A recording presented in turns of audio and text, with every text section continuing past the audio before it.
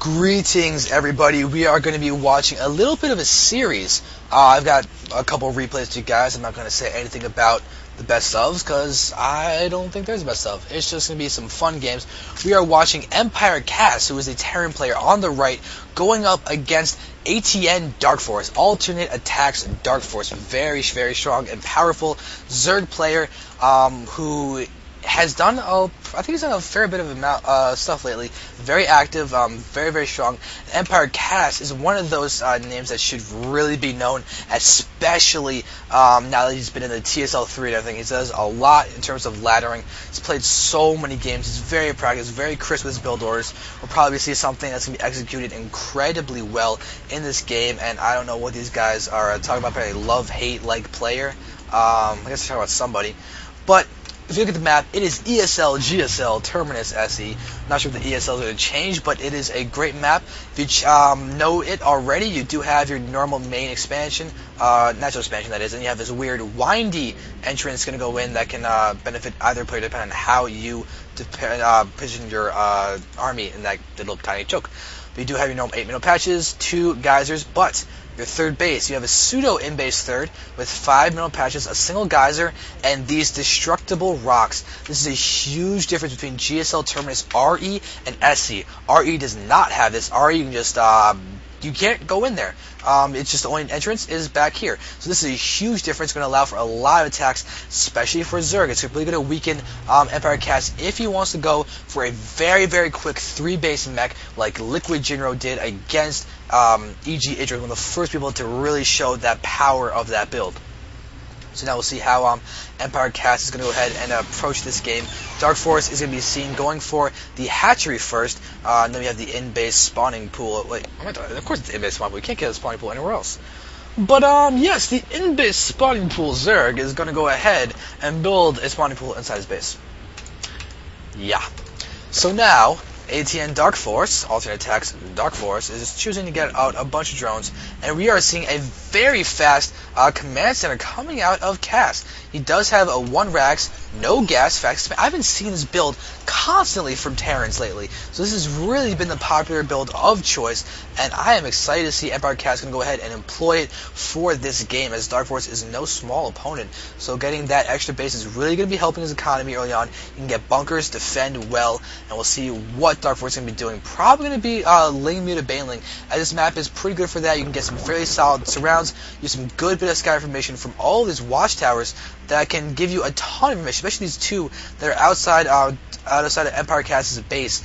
They will give you vision for every single ground army movement that could happen moving outside of Kas' base. The only issue then is going to be drops, because you see his positions, you're going to see that Darkforce is expanding towards Kas, and the drop distance between these 2 bases is almost nothing.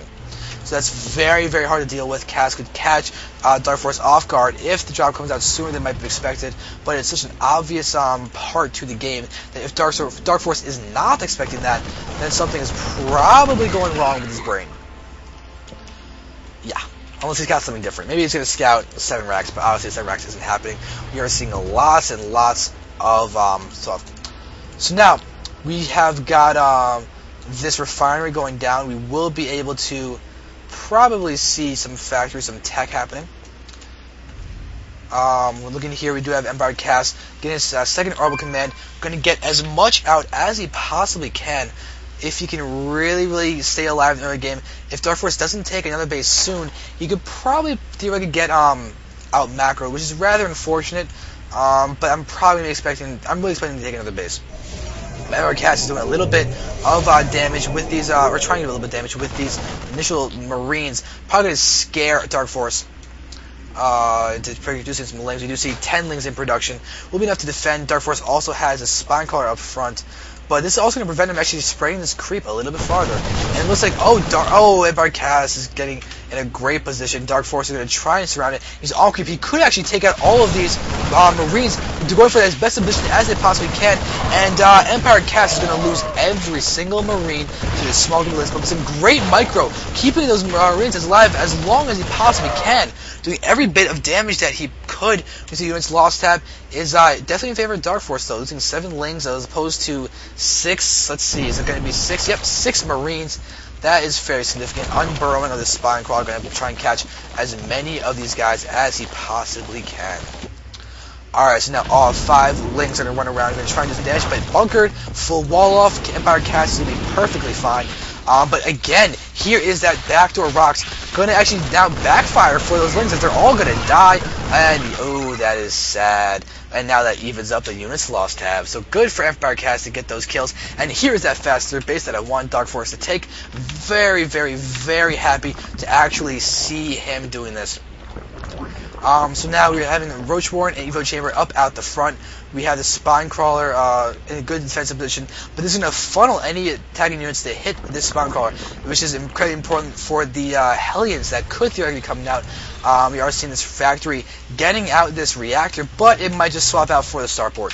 Try and take the stress off of the starport of having to build the reactor before getting out. Almost no water left. Before getting out into the medevacs. So, walking around, we do have these barracks just doing some fun stuff, and I'm getting casting replays.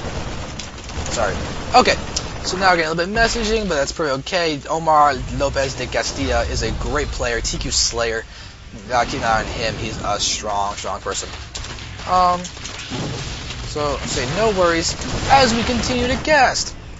So Lings, again, try to take out this backdoor rocks. This is a really, really resilient rocks. They do have 3 armor and 2,000 shields. That takes so long for a Ling to work on. Look at that, they do 5 damage.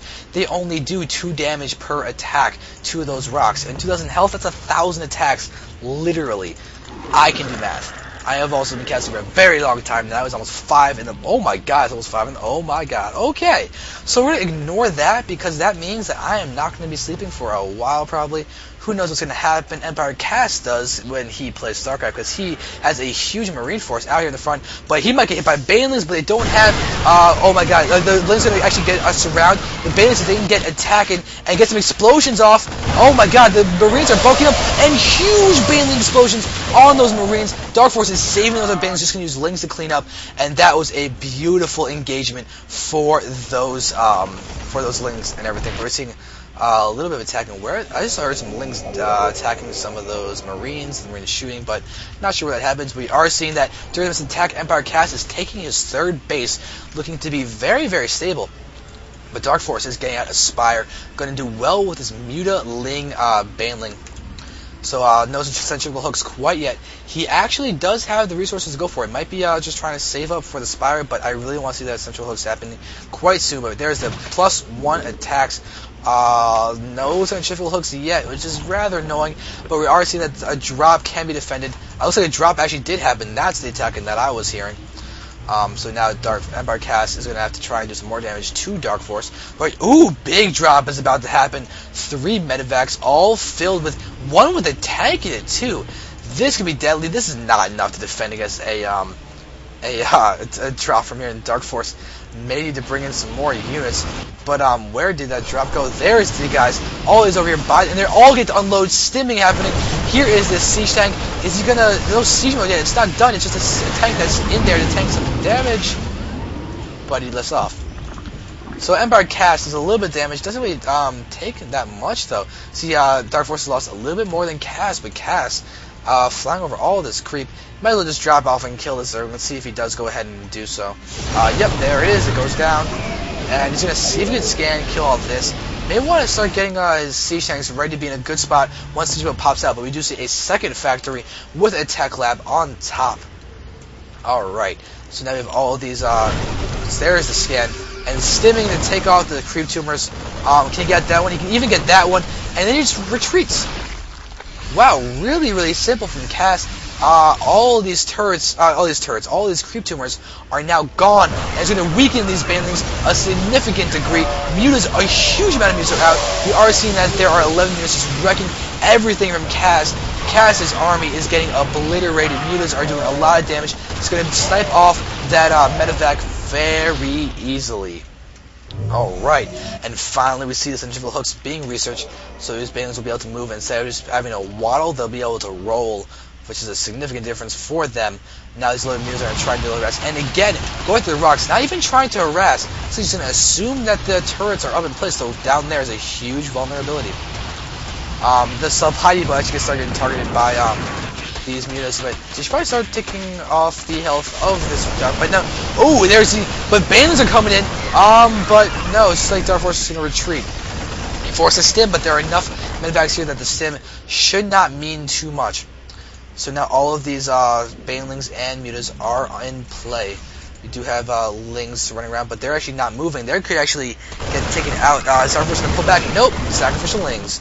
Sacrificial lings, I'm sure for a fact EmpireKas loves getting those. And we're seeing interesting hidden expo back here from Darkforce.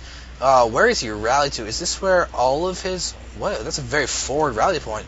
Does he have all his guys hotkeyed? Yes, every single one of his hatcheries rallying over here into a very interesting spot. If EmpireKas just sits right at the watchtower, he'll be able to do a ton of damage. But there is a single Marine going to start working on killing off that... Ling, but now we see the upgrades 1-1 for the Marines, while we got +2 attack for the Banelings. That is a ton of damage. 43 is a fair chunk, and there we're seeing Muse gonna take it out. Banelings are getting huge explosions on all those Marines. Oh my god! But no, they're hitting. Oh, we're seeing the. Oh my god! So much damage from those Banelings. Wow, that was a lot of damage. And now Banelings are gonna close the gap. One does huge amounts of damage on this group, but they're just gonna get healed up. Sadly, Baneling just could not finish off the deaths of those Marines. But this just got taken out by Kas with another little bit of an attack. So that's really good by Kas. And this is all that. Losing the Marines and all that. This doesn't matter. He was able to take out that expo. So now we're seeing a 3-base versus 3-base still. We're seeing Darkforce with a ton of Banelings now morphing once more. We do see that we're getting the +1 carry base, basically emphasizing the attacks beforehand with the +2. We do not have a hive yet, so we can't get the +3 attack. But right now, Kas is doing a good job of getting up a strong army. Alright, so now we're seeing these two lings do end up taking out a single Marine, but then a bunch of friends going in, and this is bad news for Darkforce. The fact that this command center is happening, Planetary Fortress right outside his base, that is bad, because look at his choice of expansion. Really close, and now siege tanks are going to be so bad for him to deal with. See that this is getting blatantly spotted, and looks like Kas just go ahead and work on taking a few of these units on the high ground. Creep Tumor inside the base and taking out some great move for him. We're seeing all these guys move in. Centrifugal Hook's Banelings off creep though, and trying to do damage, but we're seeing this siege tanks all going to be picked off by those mutas. That is huge. Banelings are actually going to go ahead and start exploding on those Marines, and the siege tank numbers are dwindling down to none. So that is key for Darkforce to do that, as he's behind EmpireKas, 40 food count lead over Darkforce. This is not good for Darkforce. He's finally trying to get out of this base, but one Marine doing a little bit of damage to it, and now re-expanding back here to this hidden expo on the left. EmpireKas has done a good job of just harassing around. He's even taking out that expo. No bases down here. Yeah, he did a good job of scouting around. You can see how much he's actually looked around the map. It's a huge amount, but a big drop down here. EmpireKas is actually going to go ahead and clean this up. I'm sorry, Darkforce is cleaning up the drop for EmpireKas, but EmpireKas, at the exact same time, 2-point attack. This is so bad for Darkforce, as Darkforce is about to lose his next expansion. Oh, God. So EmpireKas is playing so solidly, and there are the Banelings, but there's, again, off-creep. They can't really catch up to those Marines, but some great explosions happening, but the mutas, they're just decreasing in numbers, which is really bad. These are not a unit to use in these really full-on frontal engagements. They are a finesse unit to harass and slowly give you opportunities to pull back your opponent's army in, but this is looking very bad for Darkforce. You can see the unit count is not even down. Oh my god, it's going even farther down. They can't do enough damage to really just thwart the medevacs. They're just healing everything. And here we have EmpireKas, even with a Thor, to make everything worse. Where are those mutas now? There's 4 left. This is horrible for Darkforce. Absolutely horrible for Darkforce. I was going to move in, and we're seeing another base out from EmpireKas on the way. Oh god, this is... And now he's pushing. This is looking horrible for Darkforce right now. He's trying to do what he can. He's even getting a greater spire over here inside his main base. But he's going to have to deal with this. And I don't think he's really in a great position. The Banelings go on the Thor, not the Marines. and that's going to be GG. Darkforce is going to lose this first game in this series to an incredibly powerful EmpireKas. Very well done by Cass, and Darkforce is going to be down 0-1. So we're on to the next game now.